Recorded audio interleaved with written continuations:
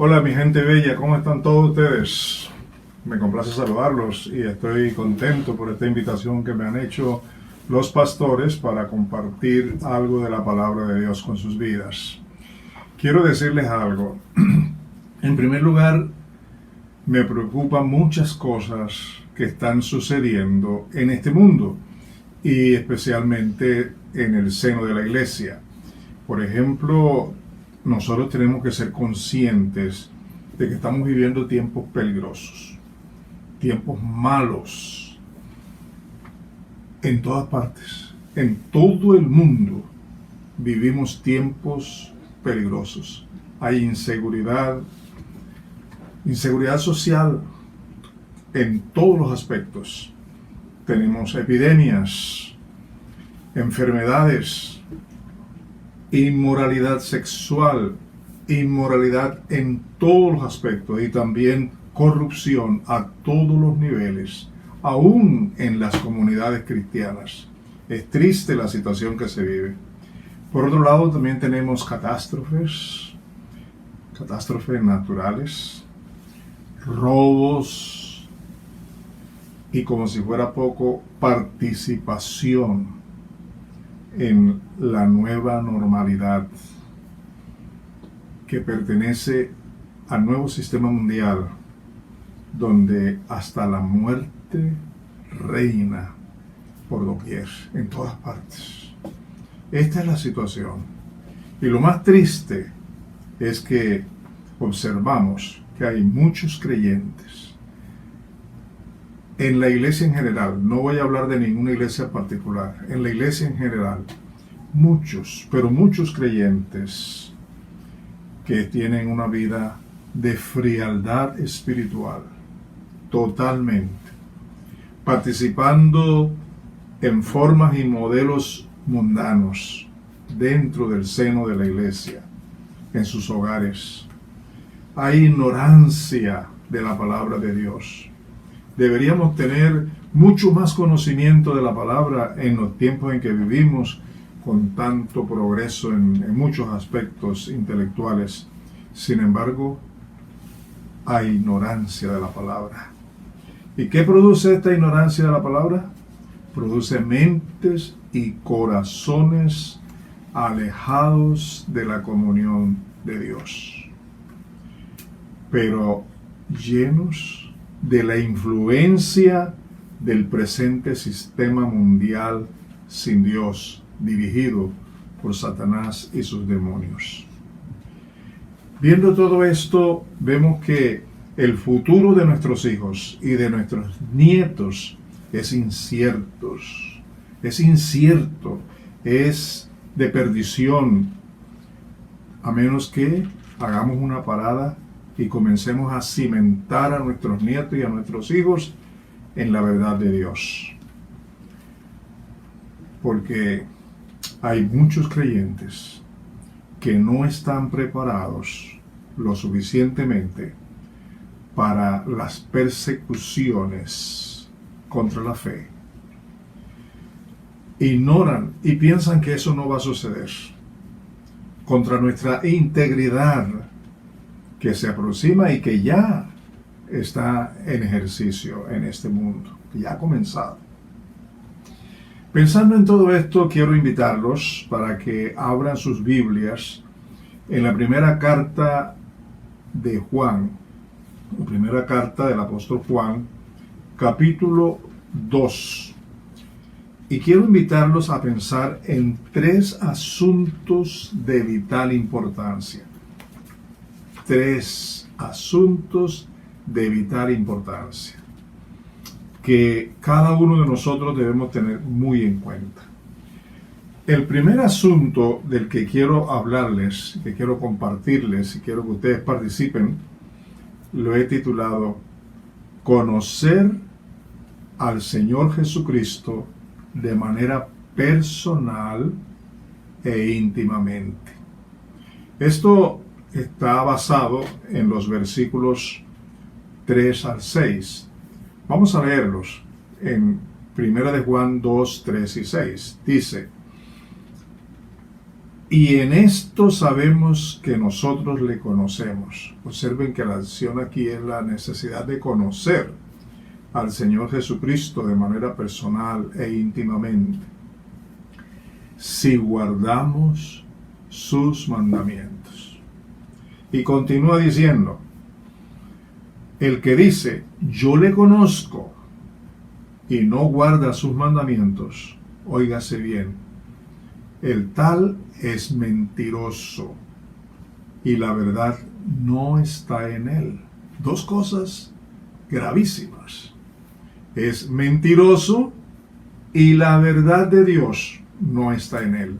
La verdad de las Escrituras no están en él. El que dice le conozco y no guarda sus mandamientos.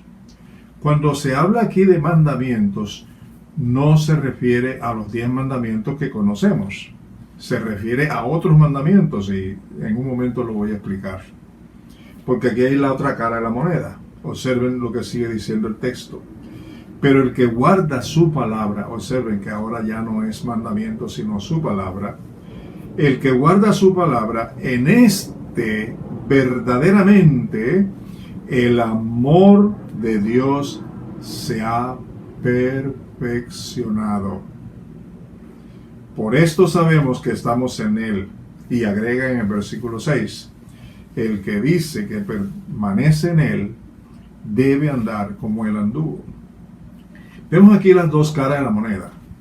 El que dice que conoce al Señor Jesucristo, que lo conoce personalmente, íntimamente, pero no guarda su palabra, según el Señor Jesucristo, según el Espíritu Santo, como lo reveló a Juan, el tal es un mentiroso a los ojos de Dios. Y peor aún, la verdad de Dios no está en él. En cambio, el que vive conforme a la palabra del Señor, conforme a sus mandamientos, este dice que verdaderamente el amor de Dios se ha perfeccionado en su vida. Y esto es demasiado importante, que el amor de Dios se perfeccione cada día en la vida nuestra. Y así de esa manera sabemos que estamos en él. Y luego dice que el que dice que está en él debe andar como él anduvo. Y esto es muy importante también. Voy a explicarles un poco sobre esto de los mandamientos. Como les decía hace unos momentos, cuando aquí se alude a la palabra mandamientos, no se refiere a los 10 mandamientos. Así que si usted está pensando en los 10 mandamientos, olvídese de eso. Aquí se refiere a la palabra de Dios, pero especialmente a los mandamientos que el Señor Jesucristo dio en los 4 evangelios y luego los que el Espíritu Santo nos ha dado en las cartas apostólicas. Por ejemplo, si usted lee la primera carta de Pablo a los tesalonicenses, allí nada más va a encontrar 22 mandamientos que tú y yo debemos conocer, debemos vivirlos. Debemos vivir de acuerdo con esos mandamientos que están allí. Son 22, están en una sola carta corta de 5 capítulos. Ahora si entramos a observarlos en los evangelios y también en las demás cartas, vamos a aprender que hay muchos otros mandamientos dados por Dios, dados a través del Señor Jesucristo y por el Espíritu Santo, a través de sus apóstoles para nuestra vida. Y esta es la manera como podemos llegar a conocer personalmente al Señor Jesucristo. ¿No les parece que es un asunto demasiado importante? Claro que sí. Pasemos al segundo asunto, que también es de importancia para la vida del creyente. Dice, amar a nuestros hermanos en la fe. Ya aquí pasamos de la necesidad de amar a nuestros hermanos en la carne, en la sangre, para amar a los hermanos en la fe. Y vemos en 1 de Juan 2, los versículos 9 al 11. Ahí dice, el que dice que está en la luz o sea, el que está en Cristo, el que está en la verdad de Dios, y aborrece a su hermano, está todavía en tinieblas. ¿Oyeron eso? ¿Cómo está a los ojos de Dios el creyente que aborrece a su hermano en la fe? ¿Cómo está a los ojos de Dios el creyente que no valora, que no estima, que no se preocupa, que no sirve de beneficio a los demás creyentes de su comunidad, de su iglesia local, y que al contrario los odian, guardan resentimientos, los tienen en poco, no los ayudan? Pregúntate, ¿a cuántos hermanos que están enfermos, que necesitan de ti una palabra de consuelo, has visitado últimamente? ¿A cuántos hermanos de tu iglesia local no le has servido en el momento que más lo necesitan? ¿Dónde está el amor?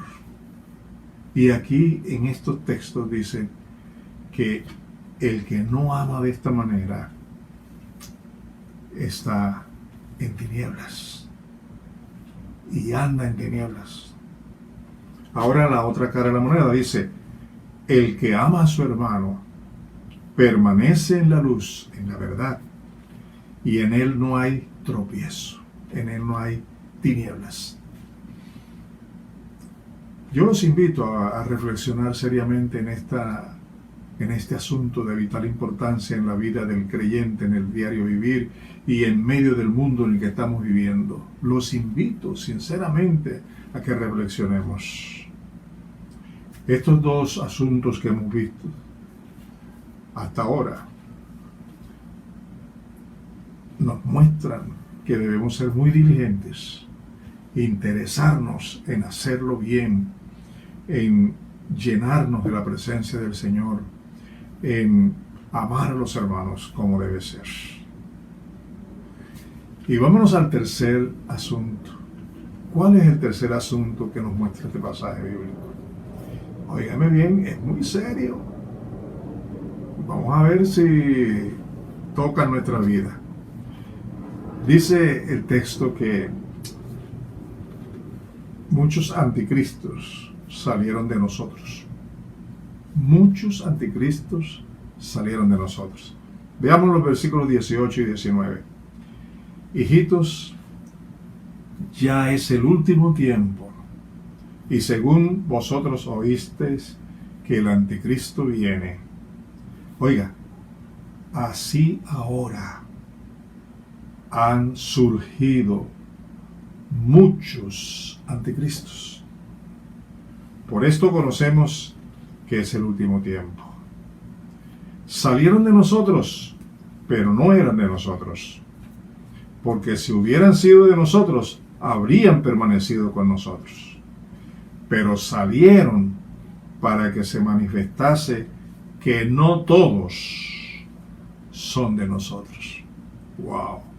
Fuerte esta palabra, ¿no les parece? A mí me gustaría que ustedes observen conmigo lo siguiente. Hay que hacer diferencia entre el anticristo y los muchos anticristos. El anticristo es el hombre de Satanás que está por venir a gobernar este mundo. Es el demonio principal de Satanás que va a reinar como el anticristo. Pero los muchos anticristos, ¿quiénes son? Los muchos anticristos, óigame, han salido de la iglesia. Están saliendo de la iglesia. ¿Y quiénes son? Se refiere a los falsos creyentes, a los falsos maestros, a los falsos profetas, a los falsos apóstoles, a los falsos pastores, a los falsos líderes, que tienen apariencia de ser, pero no son. No han nacido de nuevo. No tienen a Cristo. No conocen las Escrituras. y lo que conocen de la Escritura lo manejan a su manera, para su provecho. Falsos servidores de Dios. Son anticristo. ¿Por qué son anticristo? Porque la palabra anticristo indica, en primer lugar, en contra de Cristo. Y quien enseña algo que no es conforme a la voluntad de Dios es un anticristo. Y en segundo lugar, quien pretende representar a Cristo cuando en realidad Cristo no está en su vida, es un anticristo. Y yo quiero hacer una pregunta. ¿Cuántos anticristos hay en el seno de nuestras iglesias locales? Serio, ¿verdad? Por eso dije que estos tres asuntos son muy importantes, de vital importancia. Y quiero invitarles entonces ahora para que pensemos en estas cosas. Estos hombres que hoy son falsos servidores de Dios, son anticristos, estuvieron en el seno de la iglesia, tomaron la cena del Señor, ministraron la palabra, oraron por enfermos, ocuparon cargos importantes en la iglesia, pero se desviaron de la verdad, porque nunca nacieron de nuevo, porque nunca recibieron a Cristo como Señor y Salvador. Y todo era una religión, una apariencia, una religiosidad. Y lo que conocían de la palabra, o lo que conocen de la palabra, lo tuercen todo en la carne, pero no en el espíritu, porque no viven conforme al espíritu, sino conforme a la carne. Tres asuntos que son de vital importancia. Yo quiero hacerles las siguientes recomendaciones. Primero, te invito a estudiar esta carta toda y las cartas apostólicas. Te invito de corazón a estudiar todo el Nuevo Testamento, capítulo por capítulo, orando bajo la humildad en la dirección del Espíritu Santo, buscando la luz, el entendimiento, la comprensión que el Espíritu Santo nos da como la luz de Dios, para entender su palabra, para creerla y obedecerla en humildad. Te recomiendo que lo hagas. Primero las cartas apostólicas, luego todo el Nuevo Testamento, buscando esos mandamientos que el Señor Jesucristo y el Espíritu Santo, a través de los apóstoles, nos han dado. Y de esta manera habrá vidas llenas de su presencia, preparados para confrontar toda doctrina que no viene de Dios, preparados para hacerle fuerza y permanecer firme contra todas las acechanzas del diablo, preparados para discernir espiritualmente las decisiones que debemos tomar en medio de un mundo que arrastra a muchas vidas. Piénselo serio, piénselo de corazón y proponga en su vida hacerlo para la honra y gloria de Dios. Vamos a orar. Padre, gracias por este tiempo en el que podemos orar, cantar y sobre todo estudiar tu palabra. Permite que esta palabra que hemos analizado, que hemos estudiado hoy, se quede en la mente y en el corazón de cada uno de tus hijos. Permite, Señor, que esta palabra realmente sea confirmada por tu Espíritu Santo en la vida de todos nosotros. Redargúyenos de pecado, enséñanos a reconocer nuestro pecado y sobre todo ayúdanos a tener interés por crecer en el amor, por crecer en Cristo, por ser genuinos, vivir una vida que te honra y que te glorifica a ti. Bendice a cada persona que escucha esta palabra y hazla una realidad en la vida de todos nosotros. Con humildad, con amor, te lo pedimos en el nombre santo de nuestro Señor Jesucristo.